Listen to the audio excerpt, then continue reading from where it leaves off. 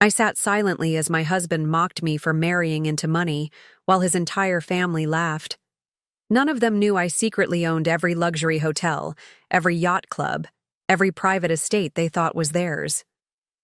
Tomorrow, at the shareholders' meeting, I would reveal that their precious Sterling Industries empire had belonged to me all along. The grand ballroom of the Sterling Hotel Monaco shimmered around us like a crystal cave, each chandelier casting prismatic shadows across the gathered elite of European society. I adjusted the vintage Cartier bracelet on my wrist, a piece Alexander had gifted me from his family's collection, not knowing it had originally belonged to my great-grandmother. The irony of wearing it tonight, of all nights, wasn't lost on me. Another round of Dom Perignon for the table. Alexander's voice boomed across the space as he gestured to a hovering waiter. After all, it's not every day we celebrate the Sterling Foundation's most successful year. He shot me that familiar, condescending smile, the one that never quite reached his steel-gray eyes. Though some of us contribute more than others, don't we, darling? Victoria, his younger sister, unsuccessfully tried to hide her smirk behind a perfectly manicured hand. The sapphire pendant at her throat, another piece of my family's stolen legacy, caught the light as she leaned forward. "Oh, Alex, don't be cruel. Elena's contribution is being Elena. Some people are simply meant to decorate, not participate." I took another delicate sip of champagne, letting the bubbles mask my smile. If they only knew that I'd orchestrated the Foundation's record-breaking year through a network of proxy donors and strategic initiatives. Every major gift, every successful fundraising campaign, had been carefully orchestrated from the shadows while they preened and posed for publicity photos. Alexander's cousin, James, chuckled from across the table. "Remember when she tried to suggest changes to the Monaco's renovation plans? Telling us how to run hotels that have been in our family for generations?" He shook his head, silver spoon superiority evident in every gesture. "Stick to planning charity luncheons, Elena. That's more your speed." The Monaco's recent transformation had actually been my vision, implemented through a series of independent consultants who answered only to me. The hotel's profits had tripled since the renovation, not that any of them had bothered to look at the actual numbers. They were too busy spending money to count it. Now, Alexander's mother, Margaret, interjected with false kindness. She adjusted her silk shawl, another family heirloom that would soon be returned to its rightful owners. "Elena means well. She's just not accustomed to our way of doing things. Old money requires a certain understanding. Old money. If they only knew the truth about their precious legacy." The carefully preserved documents in my private safe told a very different story about how Sterling Industries came to be. How my great-grandmother's thriving hotel business had been stolen through a combination of forged documents and crooked judges. How Alexander's great-grandfather had built his empire on stolen dreams and borrowed glory. Through my crystal glass, I studied the next generation of Sterlings gathered around the table. Alexander's younger brother Thomas, already showing signs of the family's habitual alcoholism. Cousin Sophia, whose gambling debts I'd quietly tracked through my network of informants. Victoria's husband Charles, whose string of mistresses was subsidized by company funds he thought no one monitored. "A toast," Alexander announced, standing with the natural authority of someone who'd never questioned his right to power. "To the Sterling legacy, past, present, and future." The crystal glasses clinked as I watched them all drink to their own downfall. Tomorrow's shareholders' meeting would reveal just how hollow that legacy was. The evidence was already arranged in leather portfolios in the boardroom upstairs. Proof of the historic theft, documentation of the current generation's mismanagement, and finally, the papers revealing the true ownership of Sterling Industries, all held through a labyrinth of holding companies that led back to me. "Elena, darling." Alexander's hand landed heavily on my shoulder, his family signet ring cold against my skin. "Perhaps you'd like to say a few words about how grateful you are to be part of such an Illustrious family? I rose gracefully, playing my part one last time. I'm simply honored to be here, I said softly, letting them hear what they expected.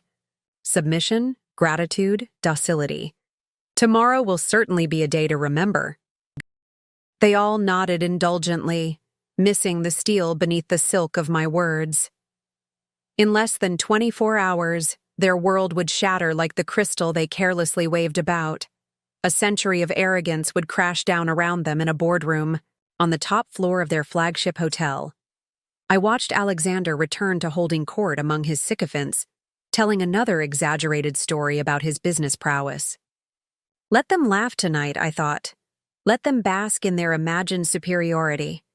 By this time tomorrow, they would learn what real power looked like and the true meaning of legacy. The vintage champagne tasted like victory on my tongue as I planned my exit.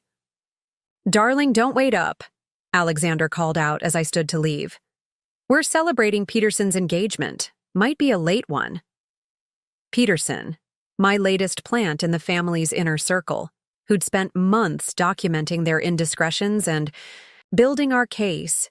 Tomorrow, he would be the one presenting the evidence of their mismanagement to the board. Of course, I smiled, playing the dutiful wife one last time. After all, tomorrow is just another day at the office for you. If only they knew just how special tomorrow would be, the day a century of stolen legacy would finally come full circle. The Sterling Hotel Monaco's private elevator hummed softly as it carried me to my suite on the top floor. Behind the carefully cultivated image of Alexander's decorative wife, I'd built a command center worthy of any corporate mastermind. As the biometric locks disengaged, I smiled, thinking how the family would react if they knew their precious Elena had designed the hotel's state-of-the-art security system. I stepped into my private study, a room Alexander had never seen, hidden behind a supposedly antique bookcase. 3 monitors sprang to life, displaying real-time data from Sterling Industries' global operations. Hotels, resorts, yacht clubs, private islands, a vast empire that had once belonged to my family, now slowly returning to its rightful owner. My great-grandmother's portrait watched over me from the wall, her eyes holding the same determination that had made her one of Europe's first female hotel magnates in the 1920s. Until Gerald Sterling destroyed everything she'd built. I traced my fingers over the frame, remembering the stories my grandmother had told me about that time. Your great-grandmother's only mistake, she'd say, was trusting that the law would protect her. She didn't understand that men like Gerald, Sterling made their own laws. I'd learned that lesson well. When I began my mission to reclaim our legacy 10 years ago, I didn't make the same mistake. Every move was calculated, every action legally bulletproof. My phone buzzed. A message from Sarah, my most trusted executive, and one of the few who knew my true identity. Board members confirmed for tomorrow. Legal team standing by. All evidence verified and backed up. I opened my secure laptop, reviewing the documentation we'd gathered. The story of how I'd orchestrated this moment began long before I met Alexander. After discovering my great-grandmother's diaries in our family's modest Paris apartment, I'd spent years tracing the paper trail of Sterling's theft. Cambridge and Harvard law degrees gave me the foundation. 5 years at Goldman Sachs taught me how to move money invisibly. But it was my time as a supposedly junior analyst at Sterling Industries that showed me how vulnerable their empire had become. The current generation of Sterlings were masters of spending money, but knew nothing about making it. They relied on an army of managers and advisors to keep their empire running while they played at being business royalty. One by one, I'd identified those key managers. One by one, I'd replaced them with my own people or won them to my cause. Notification popped up on my center screen. Live security feed from the ballroom. Alexander was now thoroughly drunk, regaling his equally intoxicated friends with another exaggerated tale of his business genius. I pulled up his latest quarterly, reports, each one showing the careful manipulation of my planted executives. Every brilliant decision he'd taken credit for had been orchestrated by me through layers of careful suggestion and strategic planning. Remember when Elena tried to advise us on the Dubai property? I heard him slur to his companion. As if she understood anything about international real estate, the Dubai luxury resort had been my masterpiece. While Alexander dismissed my suggestions publicly, my team had implemented every one of them through other channels. The property's value had quadrupled, though Alexander attributed that to his own market instincts. Another message from Sarah appeared. Surveillance confirms combined family holdings now down to 23%. Your anonymous acquisitions through shell companies total 52%. Remaining 25% split among minor shareholders, all aligned with our position, EI. Pulled up the family's personal financial records, files they thought were secure. Alexander's brother Thomas had nearly drained his trust fund. Victoria's excessive spending had forced her to secretly sell shares. Even Alexander had been quietly liquidating assets to cover his mounting debts. They still lived like billionaires, but their actual wealth had been steadily flowing into my carefully constructed network of holding companies. My laptop chimed with an encrypted video call. Peterson's face appeared on the screen, his usual polished appearance slightly disheveled from the evening's celebrations.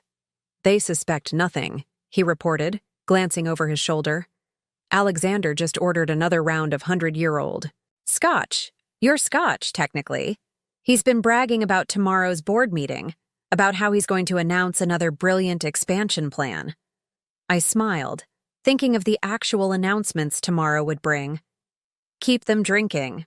Peterson, I want them nursing hangovers when reality hits. After ending the call, I walked to the window wall overlooking Monaco's glittering harbor. The Sterling's mega yacht, Legacy, gleamed under spotlights. Another ironic name considering tomorrow's revelations. Through careful investigation, we discovered that even their beloved yacht had been built with money Gerald Sterling had stolen from my great-grandmother's accounts. My secure phone buzzed again, a message from my legal team in London. The final documents had been certified. Everything was ready. I opened my great-grandmother's diary, reading again the last entry she'd written before losing everything. They may take my hotels, my money, my social position, but they cannot take my truth. Someday someone will remember. Someday someone will know. I closed the diary gently. Tomorrow, great-grandmother, tomorrow everyone will know. A commotion from the ballroom feed caught my attention.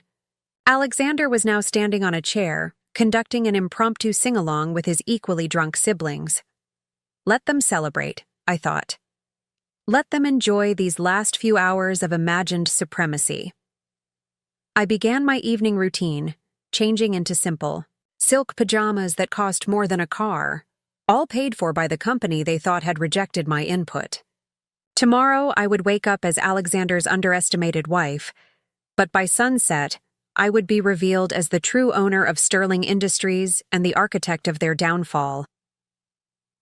Through the bedroom window, I watched the last of the party guests stumbling to their waiting cars, their drivers discreetly documenting their intoxicated state with dashboard cameras. More evidence for tomorrow's revelations. In 12 hours, they would arrive at their offices, nursing hangovers and completely unaware that their world was about to implode. The thought brought a small smile to my face as I drifted off to sleep, dreaming of tomorrow's sweet revelation. Morning arrived with the precision of a well-orchestrated plan. I woke before Alexander, watching him struggle with his hangover as he rushed to prepare for what he thought would be a normal day at the office. The antique grandfather clock, another piece of my family's stolen legacy, chimed 7 times as I sipped my morning coffee in the suite's private dining room. God, my head, Alexander groaned, fumbling with his Hermes tie.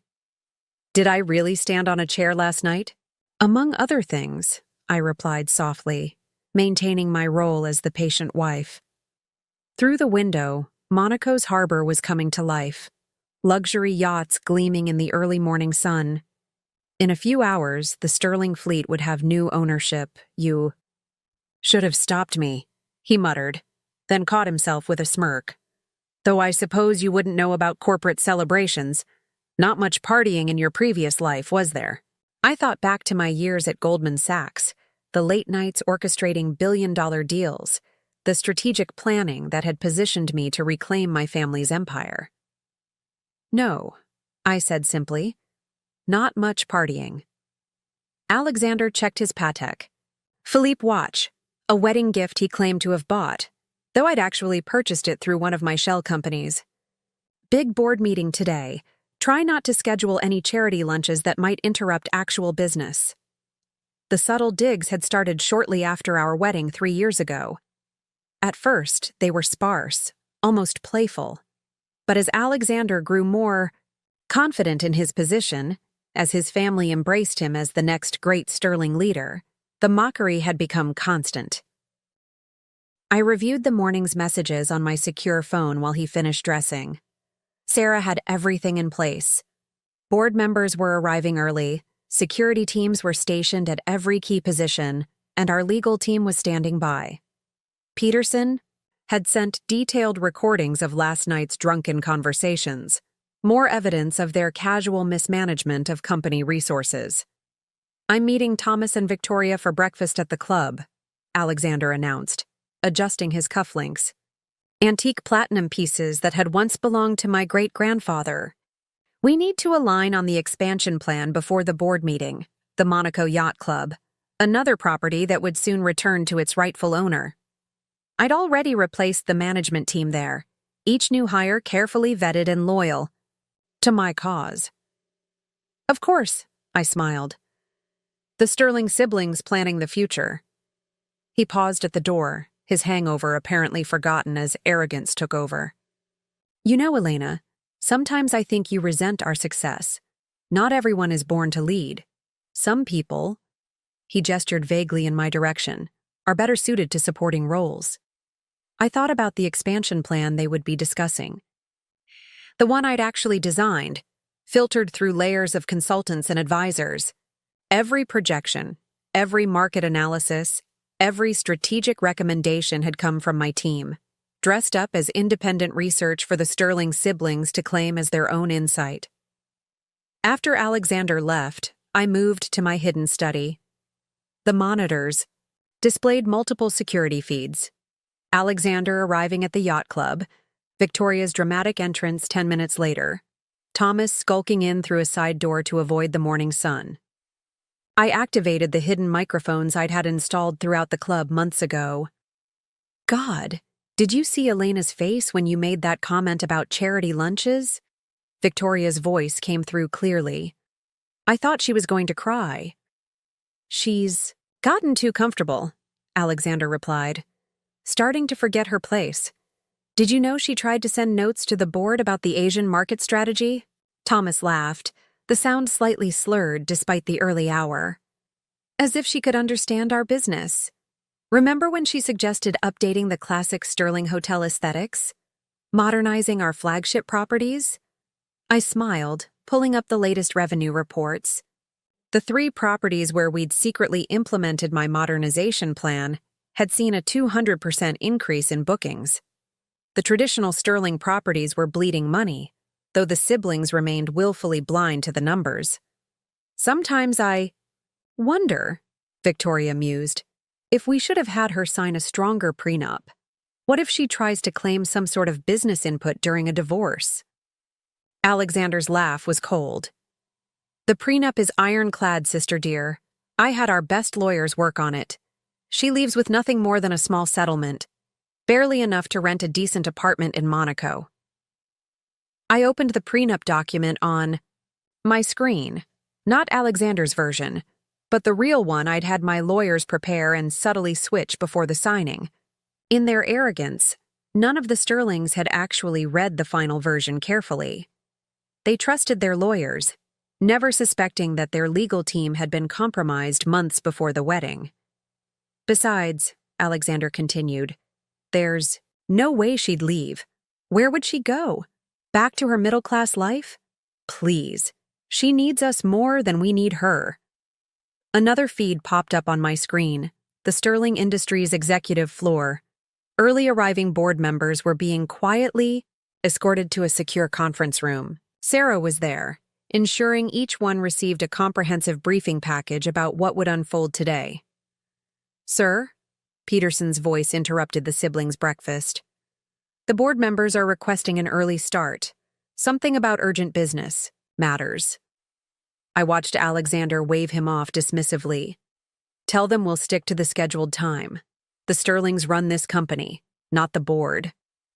If only he knew how false that statement was. For the past 3 years, I'd been systematically replacing board members with my allies or winning them to my cause. Each one had seen the evidence of the original theft, understood the justice of my claim, and recognized the current generation's incompetence. My phone buzzed. A message from Sarah. "Final piece in place. Historical documents authenticated by 3 independent experts. Original theft proven beyond doubt." I stood by the window, watching boats move through the harbor. Somewhere out there, Alexander and his siblings were finishing their breakfast, confident in their position, certain of their superiority. In a few hours, they would learn just how completely their world had been orchestrated by the woman they'd underestimated. The antique clock struck 9. In my closet, a specially designed suit waited. Not the usual subtle designer pieces Alexander approved of, but a powerful statement of authority. Today, I would no longer dress to fade into the background. Today, I would dress like what I truly was, the owner of a global empire. "Mrs. Sterling," my private secretary's voice came through the intercom. "Your car is ready." I took one last look at the security feeds. Alexander and his siblings were settling their breakfast bill, charged to the company account, of course. Soon they would make their way to the office, believing they were heading to assert their control over their family empire. Instead, they were walking into a carefully laid trap, one that had been years in the making. "Time to go," I said softly to my great-grandmother's portrait. "Today, we take back everything they stole." The Sterling Industries headquarters rose like a gleaming spire above Monaco's yacht-filled harbor, its mirrored surface reflecting the morning sun. I entered through the private entrance, a discreet door that the Sterling family rarely used, preferring the grandiose main lobby with its marble floors and commissioned artworks. Sarah met me in the secure elevator, tablet in hand. "Everything's proceeding according to plan," she reported as we ascended. "The board members have reviewed the evidence. Legal team is standing by. Security is in position." She paused, allowing herself a small smile. "And our surveillance caught some rather interesting breakfast conversations." I watched the floor numbers climb. "Show me." The tablet displayed multiple angles of the yacht club breakfast.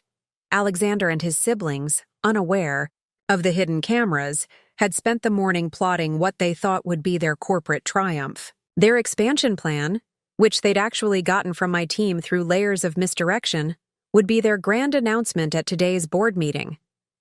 "We should implement immediately," Alexander's voice came through clearly. "No need to wait for board approval. The Sterlings built this company, we make the decisions." Victoria's laugh tinkled like expensive crystal. "Remember when Elena suggested we should have more board oversight? Corporate governance, she called it. As if she understood the first thing about running a global enterprise."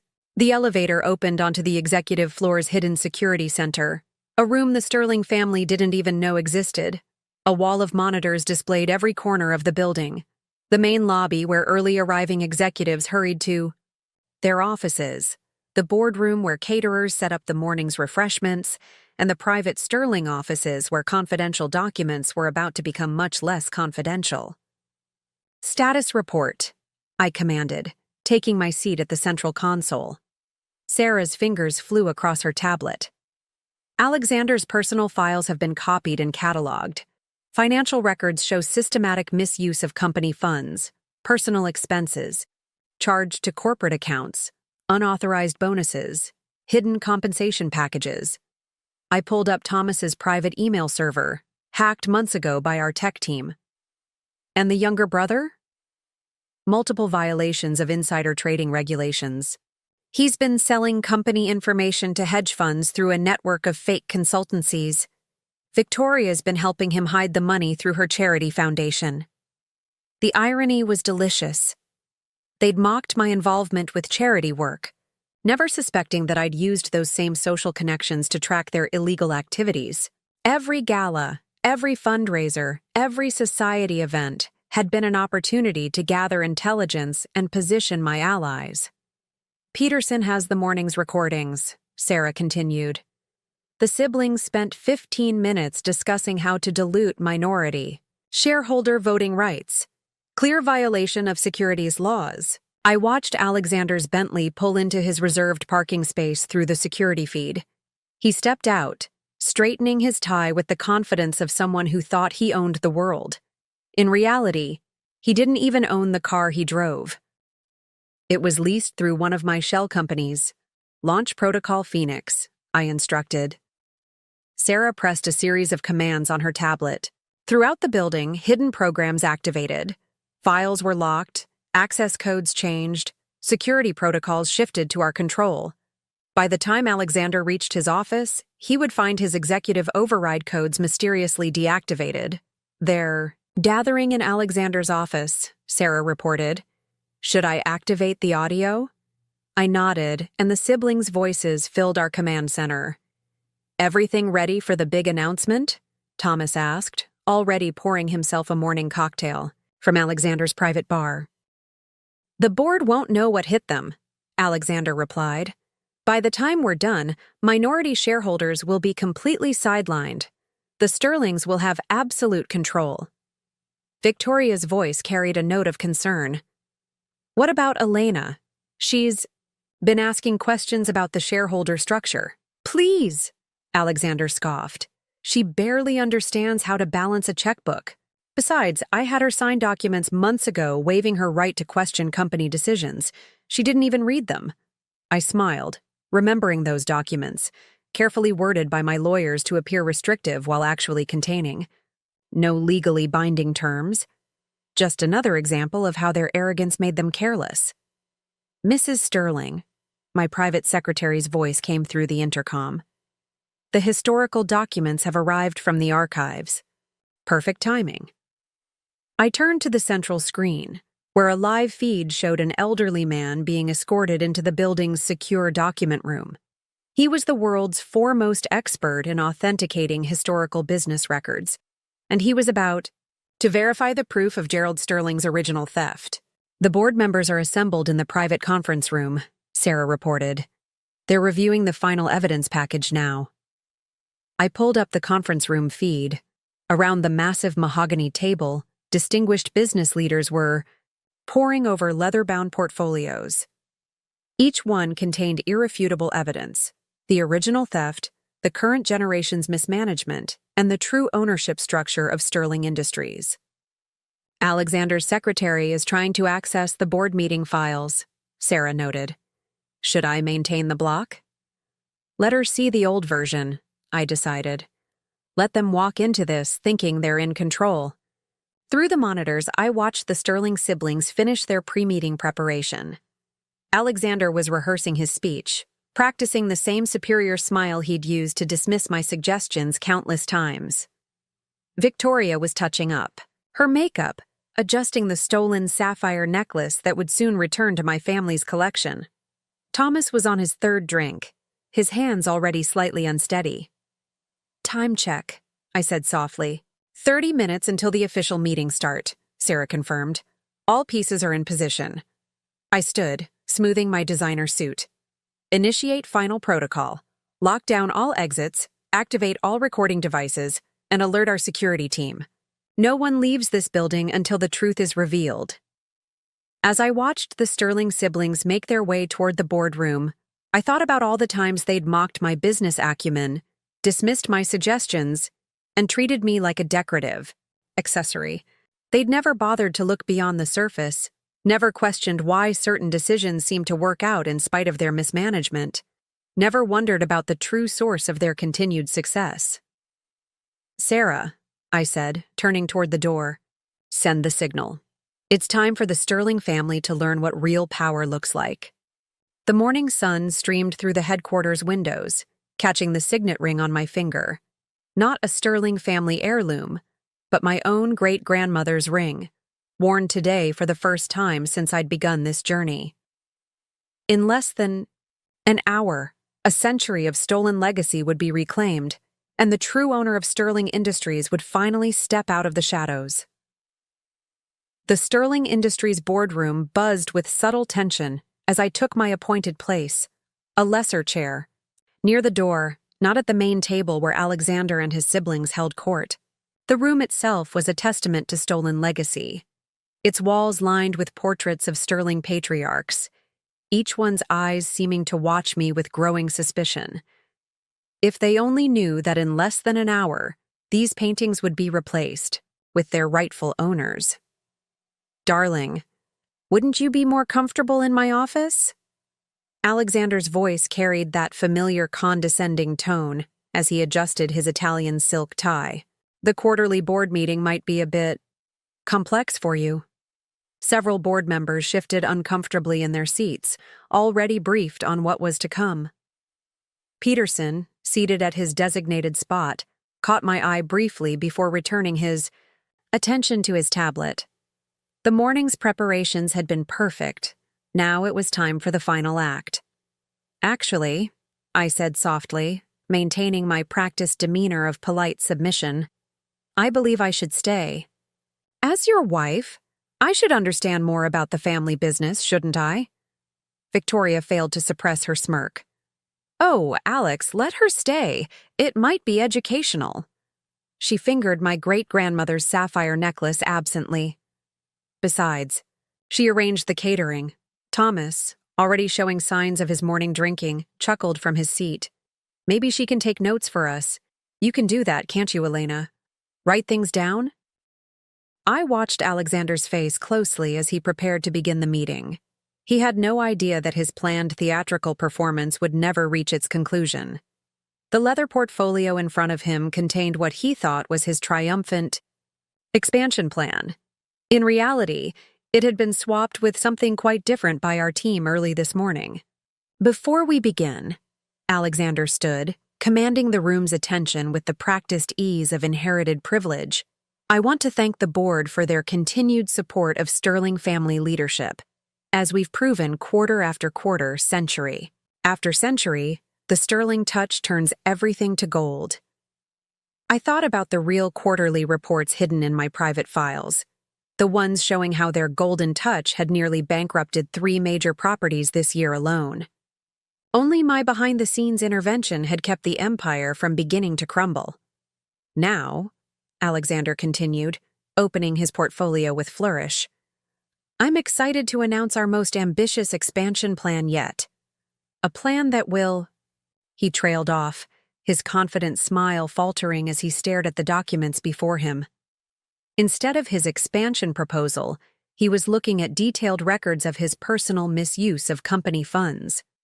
Every unauthorized expense, every hidden account, every financial impropriety laid bare in meticulous detail. "There must be some mistake," he muttered, frantically flipping through pages. "These aren't my documents." Victoria leaned over, her face paling as she recognized bank statements from her fraudulent charity schemes.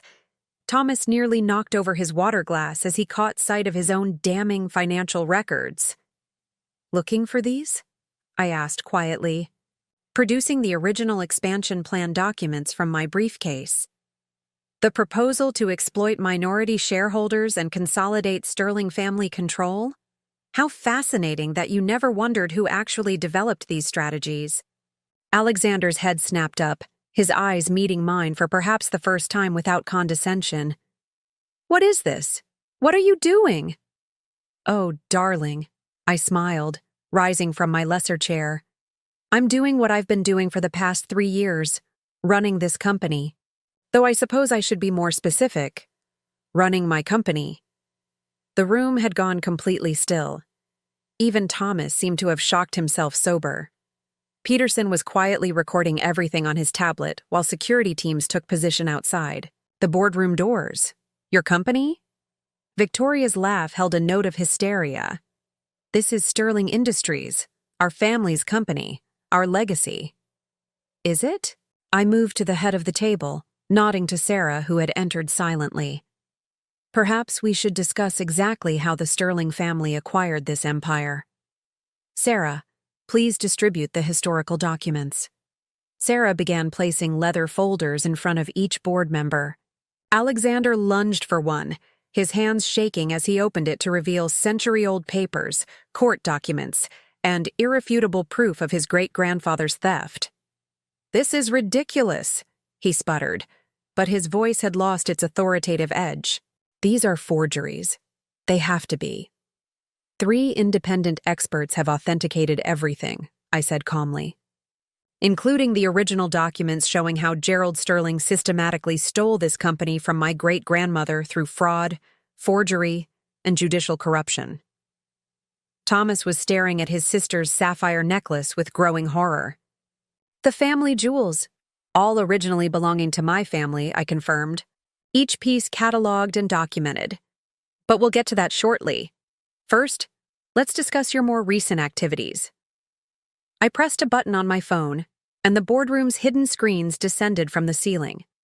Security footage began playing. Scenes from countless meetings where the siblings had plotted various financial schemes, mocked minority shareholders, and bragged about their fraudulent activities. "You recorded us?" Victoria's voice was barely a whisper. "That's illegal."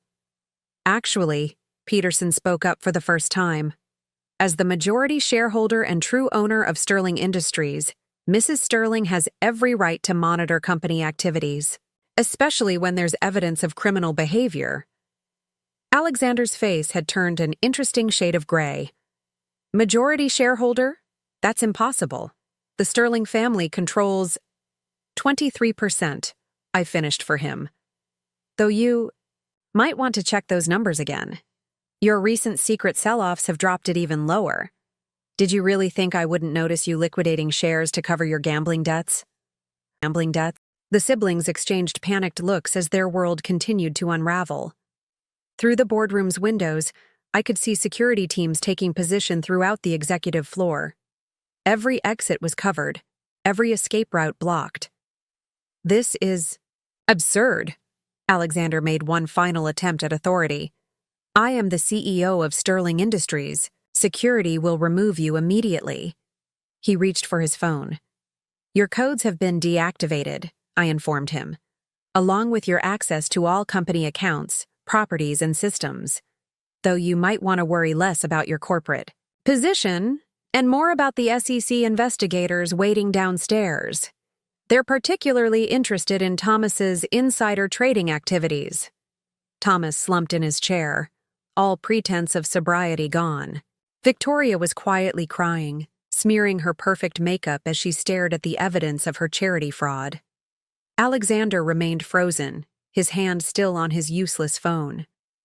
"Now then," I said, taking my rightful place at the head of the table. "Shall we begin the real board meeting? We have quite a lot to discuss about the future of Sterling Industries, or should I say—" I smiled at the shocked faces around me. "The restoration of the Laurent family legacy."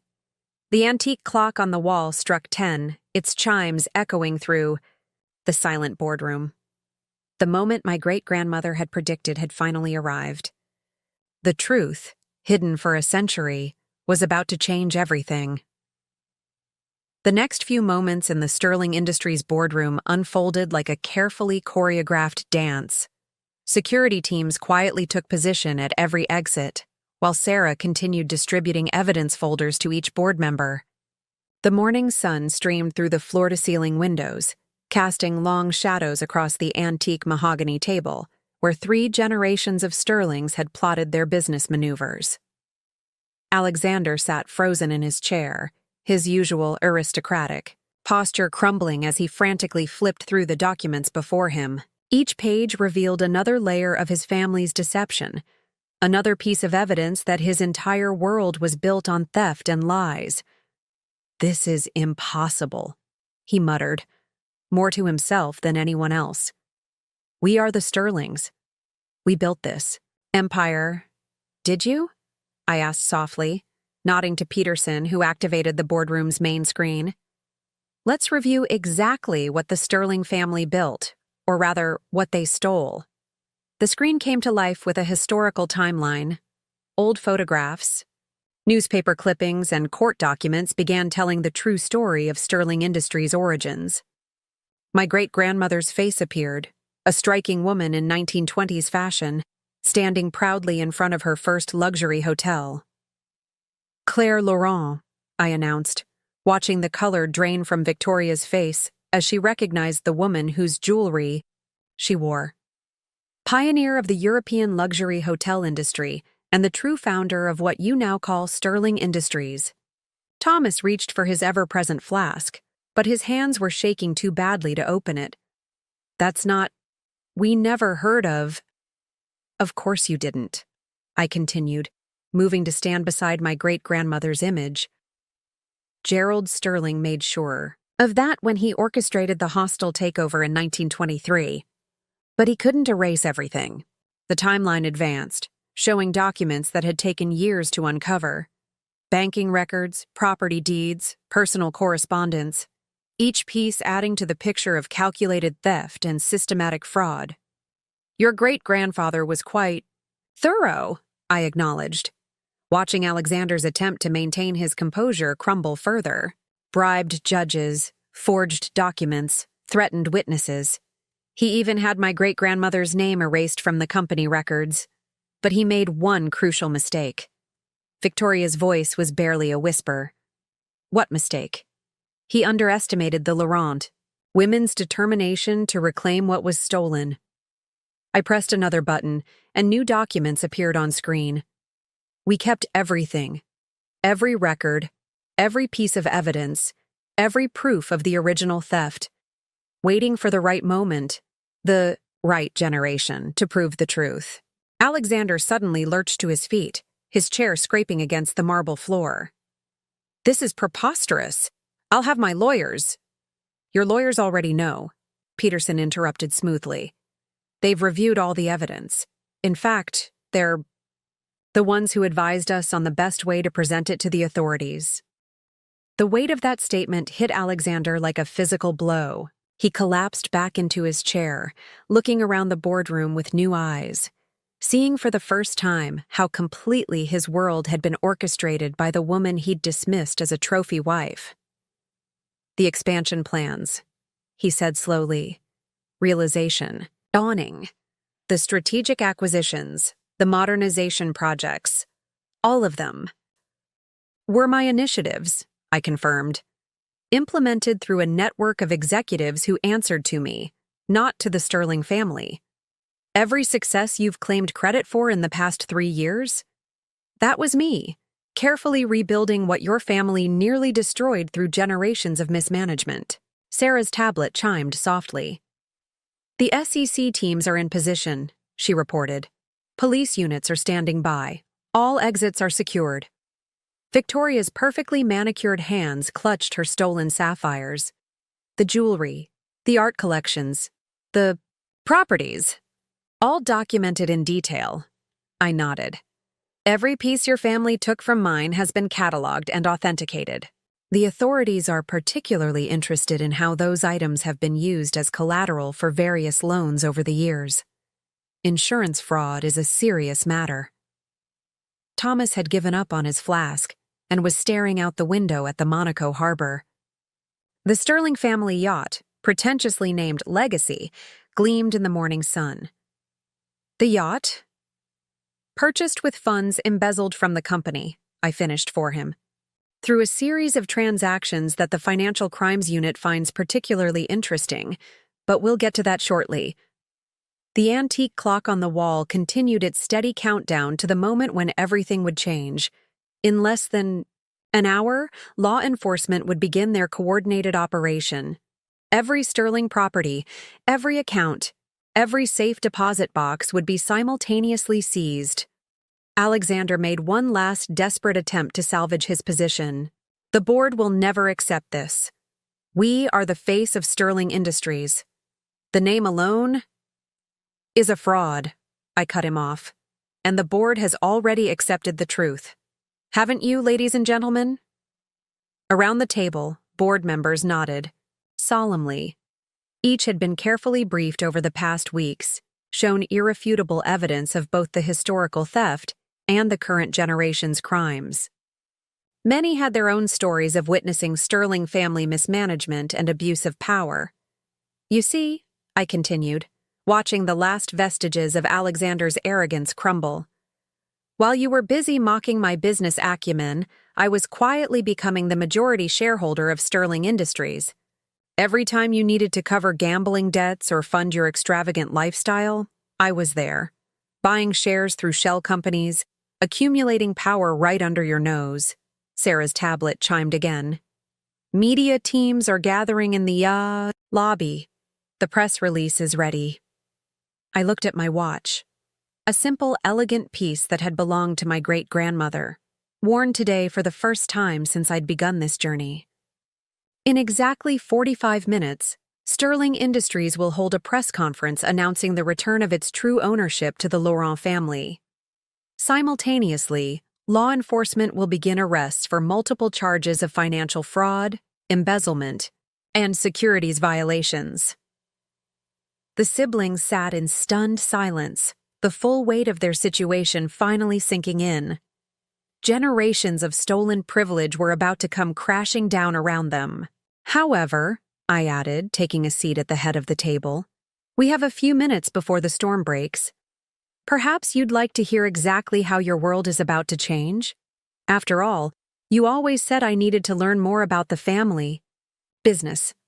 The morning sun continued its climb over Monaco's skyline, casting ever longer shadows across the boardroom. In less than an hour, those shadows would reveal their secrets to the world, and the Laurent family legacy would finally step into the light. The Sterling Industries boardroom had fallen into a heavy silence, broken only by the steady tick of the antique clock. I rose from my seat, every movement deliberate and measured. The time for playing the submissive wife was over. With each step toward the floor-to-ceiling windows overlooking Monaco's harbor, I felt the weight of generations of Laurent women walking with me. Sarah, I said quietly, initiate protocol legacy. Throughout the building, hidden programs activated. Every computer screen, from the executive floor to the lobby, switched to display the Laurent family crest, a phoenix rising from flames. Our ancient family motto beneath it, from ashes we reclaim. What's happening? Victoria's voice trembled as her phone screen went dark, then relit with the same image. I can't access anything. All confirmed for tomorrow's meeting, Rita answered. They're expecting to meet Alexandra Chen for the first time. Marcus has been trying to get on the call list all week. Tomorrow he'll meet me in person, I said, signing the final authorization documents. Just not in the way he expects. Were my initiatives, I confirmed, implemented through a network of executives who answered to me, not to the Sterling family. Every success you've claimed credit for in the past 3 years? That was me, carefully rebuilding what your family nearly destroyed through generations of mismanagement. Sarah's tablet chimed softly. The SEC teams are in position, she reported. Police units are standing by. All exits are secured. Victoria's perfectly manicured hands clutched her stolen sapphires. The jewelry, the art collections, the properties, all documented in detail, I nodded. Every piece your family took from mine has been cataloged and authenticated. The authorities are particularly interested in how those items have been used as collateral for various loans over the years. Insurance fraud is a serious matter. Thomas had given up on his flask and was staring out the window at the Monaco harbor. The Sterling family yacht, pretentiously named Legacy, gleamed in the morning sun. The yacht, purchased with funds embezzled from the company, I finished for him. Through a series of transactions that the Financial Crimes Unit finds particularly interesting. But we'll get to that shortly.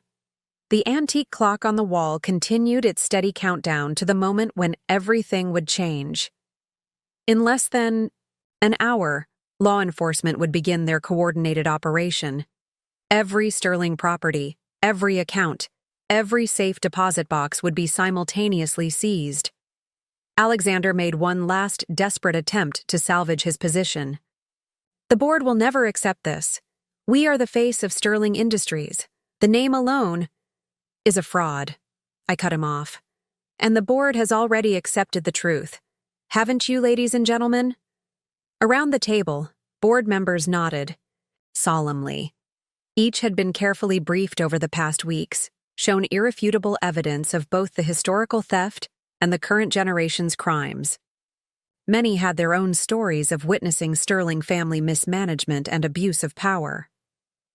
"You see," I continued, watching the last vestiges of Alexander's arrogance crumble.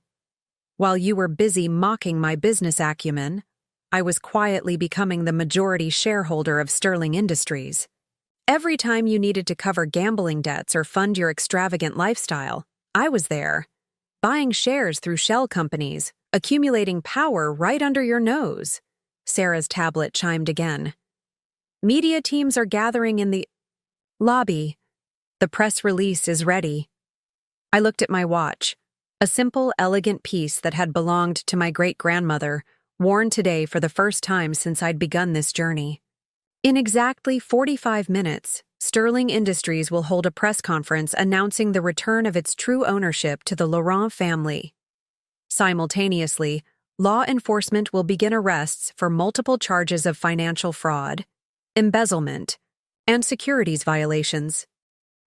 The siblings sat in stunned silence, the full weight of their situation finally sinking in. Generations of stolen privilege were about to come crashing down around them. "However," I added, taking a seat at the head of the table, "we have a few minutes before the storm breaks. Perhaps you'd like to hear exactly how your world is about to change? After all, you always said I needed to learn more about the family business."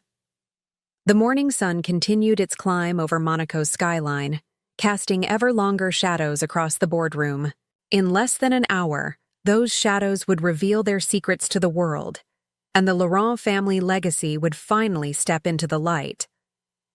The Sterling Industries boardroom had fallen into a heavy silence, broken only by the steady tick of the antique clock. I rose from my seat, every movement deliberate and measured. The time for playing the submissive wife was over. With each step toward the floor-to-ceiling windows overlooking Monaco's harbor, I felt the weight of generations of Laurent women walking with me. "Sarah," I said quietly, "initiate protocol legacy." Throughout the building, hidden programs activated. Every computer screen, from the executive floor to the lobby, switched to display the Laurent family crest, a phoenix rising from flames, our ancient family motto beneath it, "From ashes, we reclaim." "What's happening?" Victoria's voice trembled as her phone screen went dark, then relit with the same image. "I can't access anything." "Your access has been revoked," Sarah explained, calmly, her fingers dancing across her tablet, "along with all Sterling family credentials, passwords, and authentication codes. The system now recognizes its true ownership chain."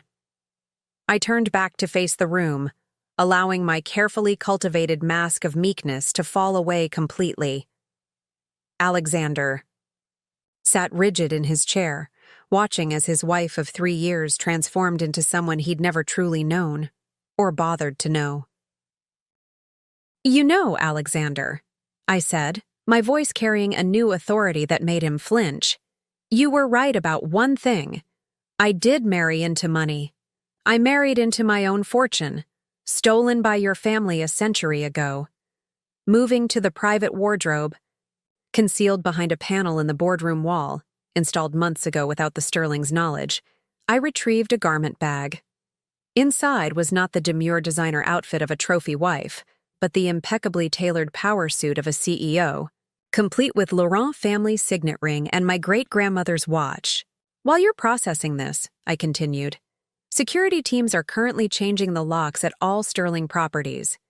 Your personal belongings are being cataloged, and those that actually belong to you, a surprisingly small number, will be delivered to your mother's modest villa in Nice.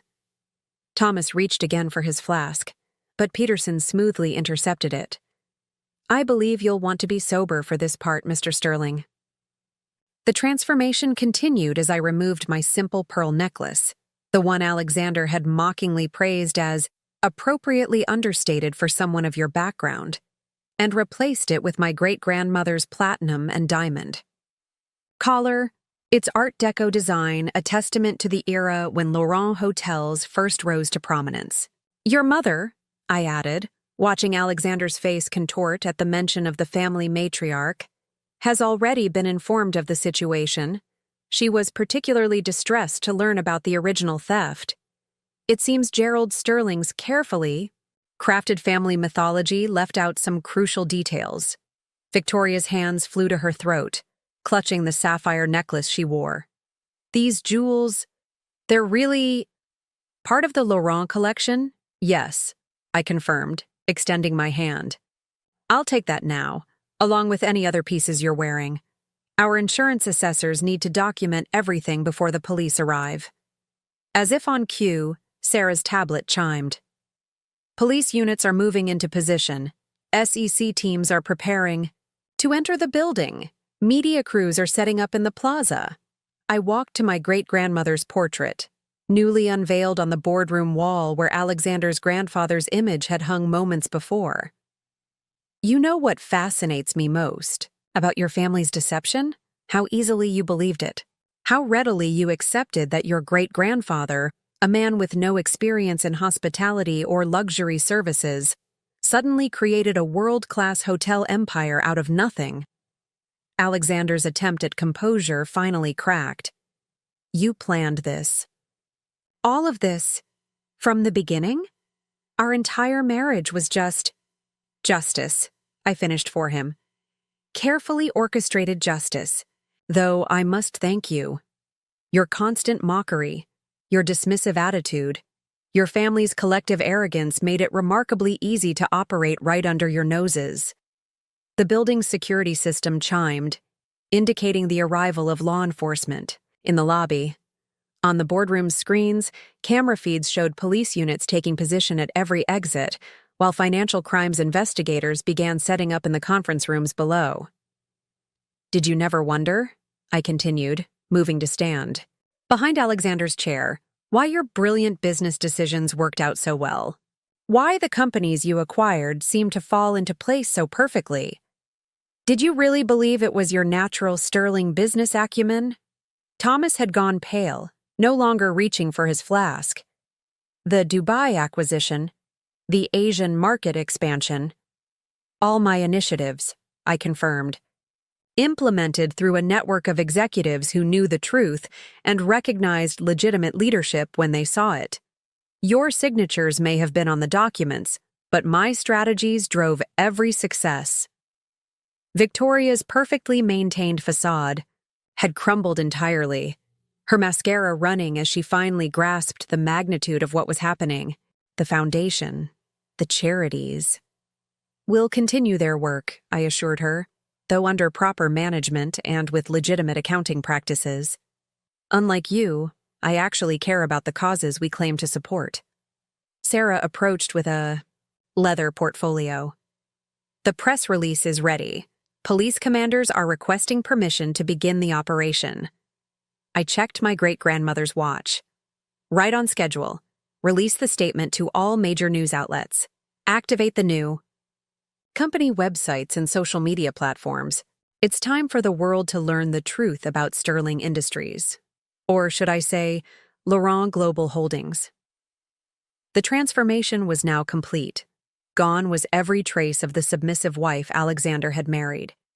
In her place stood the rightful CEO of a global empire, backed by a century of planning and 3 years of meticulous execution. One last thing, I said, removing a final document from my briefcase. Alexander, you'll find divorce papers in front of you. Do read them carefully this time. Unlike our prenuptial agreement, which you so arrogantly assumed protected you. The antique clock struck the hour as Alexander stared at the papers before him.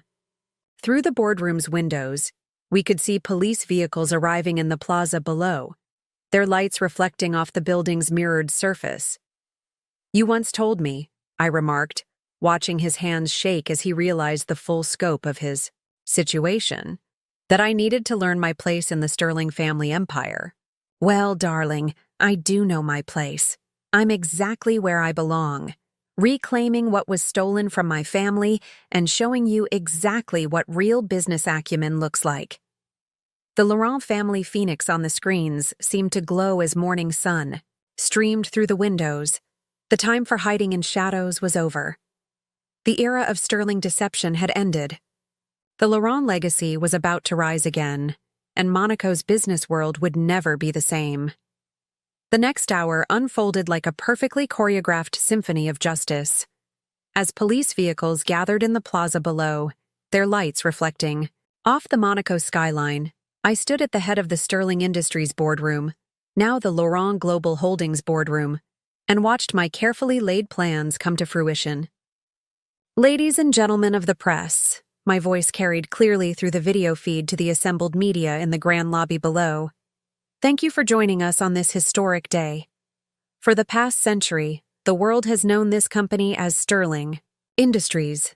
Today, we correct a historical injustice and restore its true identity as Laurent Global Holdings. On massive screens throughout the building, documentary evidence began playing. Carefully restored photos, authenticated documents, court records that had taken years to uncover. The story of the Laurent family's stolen legacy unfolded before a global audience. In 1923, I continued, aware of Alexander's increasingly desperate expression, Gerald Sterling orchestrated what was perhaps the most audacious corporate theft in European history. Through a combination of forged documents, bribed officials, and outright fraud, he stole this company from its rightful owner, my great-grandmother Claire Laurent. Victoria made a small, choking sound as her own image appeared on screen. Security footage from countless society events where she'd bragged about her family's business genius while wearing stolen Laurent jewelry. Thomas had slumped in his chair, all pretense of aristocratic bearing abandoned as he watched his world crumble. For 3 generations, the Sterling family has lived on stolen glory, claiming credit for innovations and successes that began with the Laurent vision. Today, that deception ends. Sarah's tablet chimed with incoming messages from around the world. Stock markets were reacting, social media was exploding, and 3 generations of carefully maintained Sterling family mythology were unraveling in real time. The evidence is irrefutable. I gestured to the documents being distributed to the press. Authenticated by multiple independent experts, verified by international authorities, and supported by a paper trail that even Gerald Sterling's considerable efforts couldn't completely erase. Alexander suddenly lurched to his feet, his face contorted with desperate rage. "This is slander! You can't prove—" "Actually," Peterson smoothly interrupted, activating another screen, "we can prove everything, including your own recent attempts to hide evidence when you began suspecting something was wrong. The security cameras in your office captured some rather interesting late-night document shredding sessions. The footage played clearly, Alexander frantically destroying papers 3 nights ago, after the first hints that his perfect world might be cracking. What he hadn't known was that every document had already been copied and authenticated.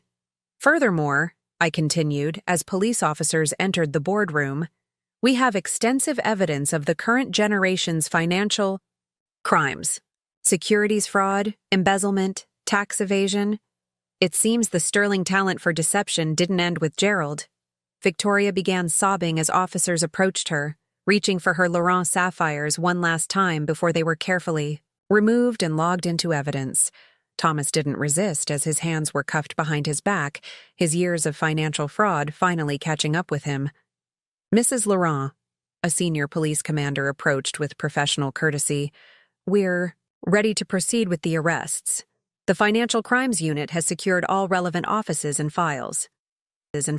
I nodded, watching Alexander's face as the reality of his situation finally hit him.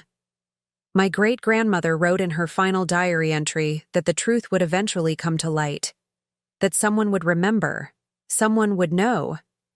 She was right. The global media feed captured every moment as the Sterling siblings were led from the boardroom.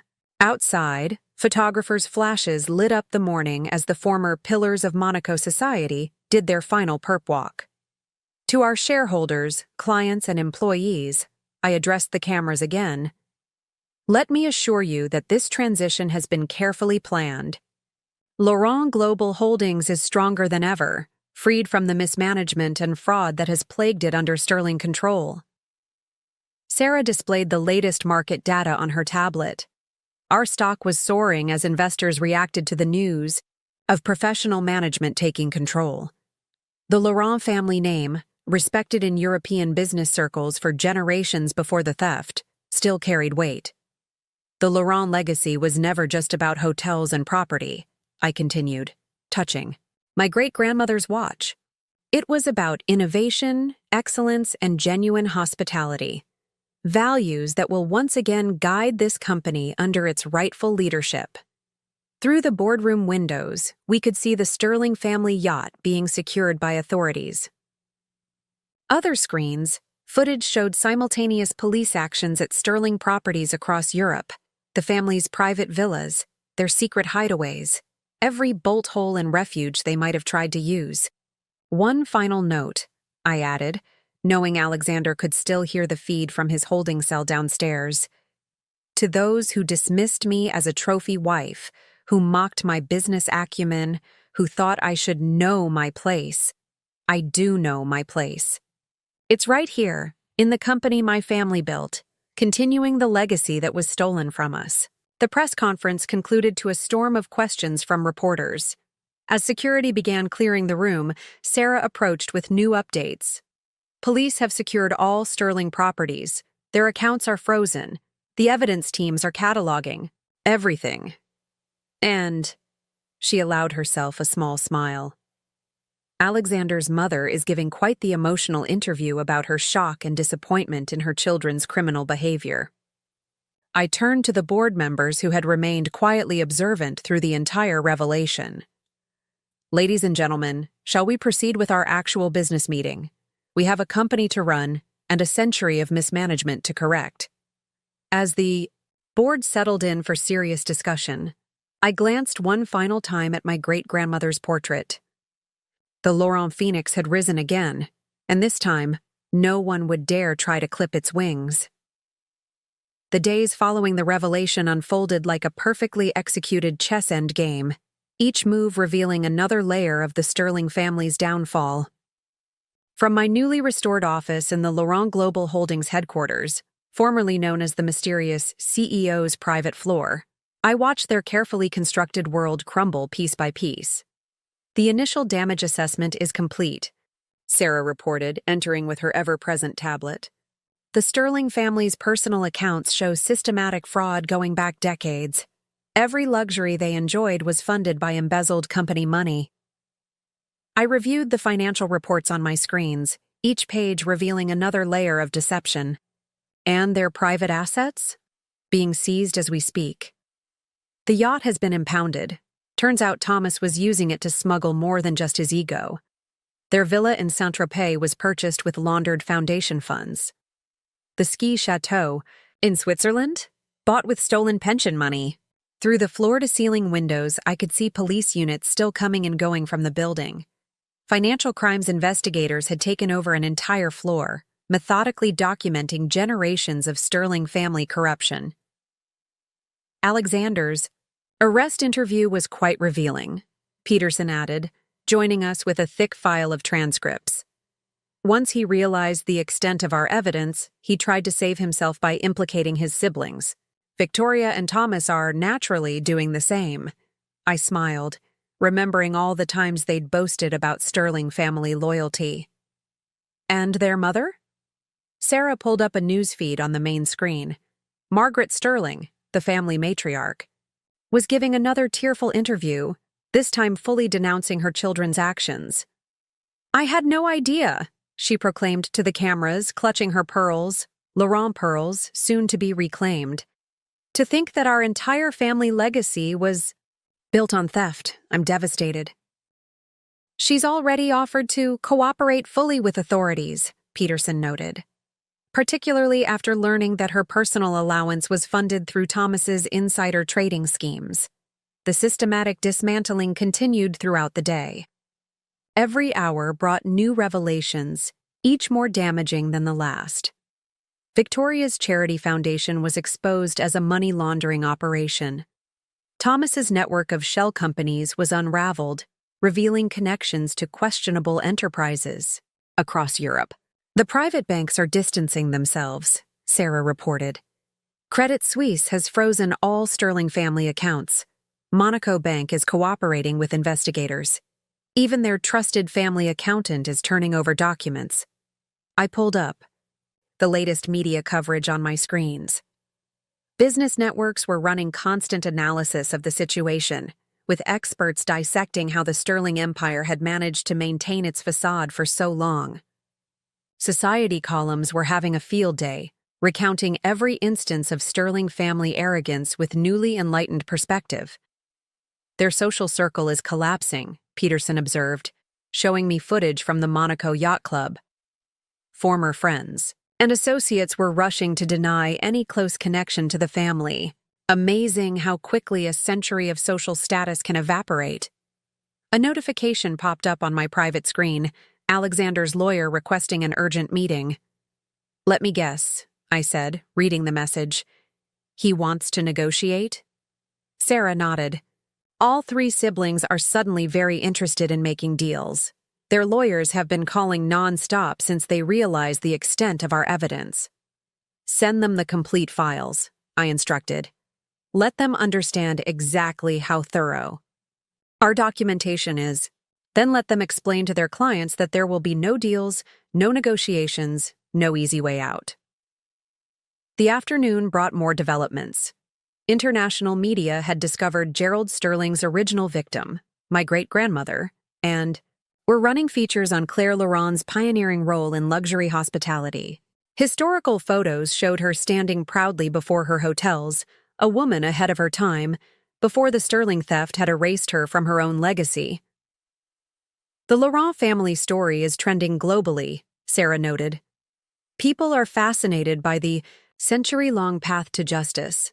Publishers are already reaching out about book rights." I touched my great-grandmother's watch, thinking of the patience it had taken to reach this moment. "Have our PR team focus on the future, not just the past. This isn't just about revenge. It's about restoring proper leadership to a global company." Security feeds showed investigators moving through Sterling family properties, discovering new evidence with every search. In their arrogance, they'd kept records of everything. Every fraudulent transaction, every illegal scheme, every abuse of power carefully documented by people who never thought they'd face consequences. Alexander's private safe contained quite a treasure trove, Peterson reported. Apparently, he kept trophies from each major fraud. Copies of forged documents, records of bribes, even photos of himself with known criminals. "Send everything to the prosecutors," I instructed. "Let's ensure the charges are airtight." As evening approached, Sarah brought in the latest financial reports. Laurent Global Holdings stock had risen another 15% as the market responded to the promise of professional management. Clients were reaching out to express relief at the change in leadership. Employees were coming forward with their own stories of Sterling family abuse and mismanagement. "The board is requesting another meeting," she said. "They want to discuss the transition plan and future strategy." I stood at the window, watching the sun set over Monaco Harbor. Where the Sterling yacht had once dominated the view, there was now just empty space, a fitting metaphor for the family's fall from power. "Schedule it for tomorrow," I replied. "Tonight we have other matters to attend to." Those other matters waited in leather portfolios on my desk. Documents reclaiming every piece of Laurent family heritage the Sterlings had stolen. Art collections, jewelry, properties, even the antique furniture they'd so proudly displayed as Sterling family heirlooms. Each item was being systematically documented, verified, and prepared for return to its rightful ownership. One last thing, Sarah added before leaving. Alexander's mother is asking about the family name on the building. The signage crew is ready whenever you give the word. I smiled, thinking of the new letters already prepared. Laurent Global Holdings, ready to take their rightful place above Monaco's skyline. Tonight, I decided. Let them wake up tomorrow to a changed world. As darkness fell over the city, I opened my great-grandmother's diary one last time. Her final entry, written the day before Gerald Sterling's theft, seemed to glow in the fading light. They may take our possessions, but they cannot take our truth. Justice may sleep, but it never dies. A century later, that justice was finally wide awake, and its reckoning was absolute. 6 months after the fall of the Sterling Empire, I stood in my office at Laurent Global Holdings, watching the Mediterranean sunset paint Monaco's skyline in shades of gold. The antique clock, restored to its rightful place, chimed 6 times, marking another successful day under proper leadership. The final verdict is in, Sarah announced, entering with her tablet displaying breaking news. Alexander Sterling, former VP of Operations, sentenced to 15 years for fraud, embezzlement, and financial crimes. Victoria received 12 years for charity fraud and money laundering. Thomas got 10 years for insider trading, with additional charges pending in Switzerland. I smiled, thinking of their last court appearance. How different they looked without. Their stolen designer clothes and Laurent family jewels. Their arrogance had finally been replaced by something they'd never shown before: accountability. Their mother's televised apology tour isn't going well, Peterson added, joining us with the latest media reports. Apparently, the public isn't sympathetic to her claims of ignorance, especially after evidence showed she actively participated in the foundation fraud.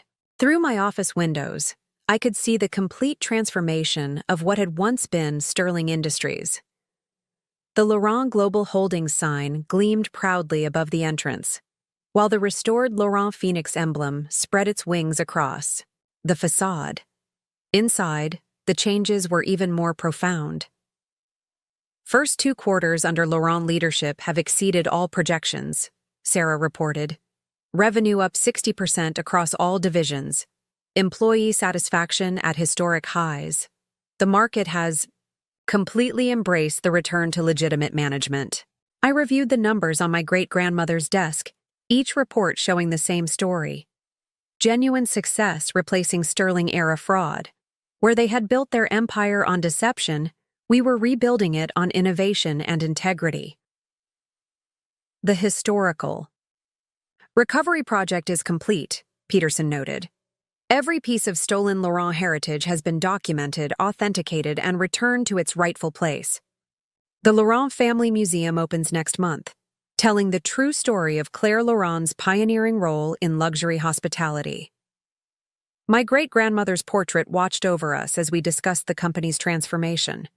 In just 6 months, we had modernized all major properties according to her original vision, implemented legitimate charitable initiatives through the reformed foundation, established clear corporate governance and ethical compliance, created genuine opportunities for talented employees regardless of social connections, restored the Laurent tradition of innovation in luxury hospitality. The Sterling family yacht has been converted, Sarah reported with satisfaction. Instead of hosting their champagne parties, it's now the Laurent research vessel, supporting marine conservation while offering educational luxury expeditions. I opened my secure terminal, reviewing the final phase of our recovery program. The Sterling siblings' attempts to hide assets had failed completely. Every account discovered, every property seized, every piece of stolen wealth returned. Their famous social circle had evaporated, their former friends rushing to distance themselves from the scandal. The most interesting development, Peterson observed, has been the response from the business community. The Laurent story is being taught in major business schools as a case study in both corporate fraud detection and ethical leadership. My phone buzzed with another update. Alexander's last appeal had been denied. The evidence we'd gathered over 3 years of careful planning had proven unassailable. His final attempt to claim ignorance of the century-old theft had collapsed when faced with documented proof of his own involvement in continuing the deception. The Laurent Innovation Center launches next week, Sarah reminded me. We've had unprecedented interest from young entrepreneurs.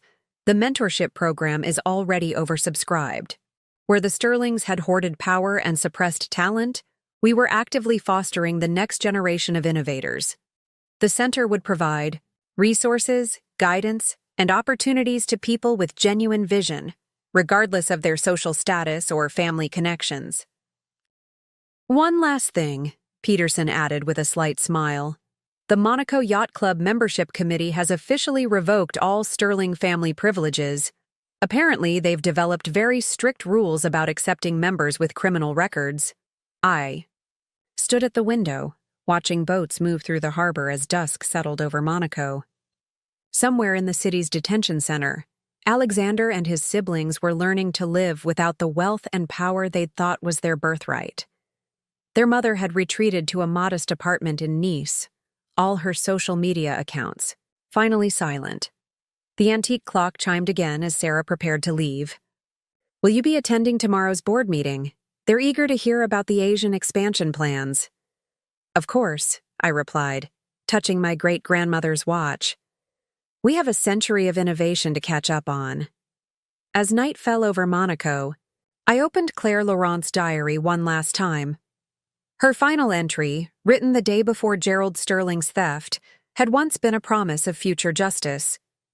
Now it was a testament to fulfilled prophecy. They may steal our possessions, but they cannot steal our truth. Someday, someone will remember. Someday, someone will know. That someday had finally arrived. The Laurent legacy had been restored, not just through reclaiming stolen assets, but through proving that true success comes from innovation, integrity, and genuine leadership. The Sterling saga of fraud and arrogance had ended, replaced by the original Laurent vision of excellence and authenticity. Looking out over the city where my great-grandmother had first built her empire, I smiled at the poetic justice of it all. The Sterlings had spent a century living on stolen glory, mocking those they thought beneath them, never suspecting that their greatest humiliation would come from one of their most dismissed targets. The Laurent phoenix on our building caught. The last rays of sunset, its wings glowing against the darkening sky. From the ashes of Sterling fraud, a century-old legacy had risen again. And this time, no one would dare try to steal its flight.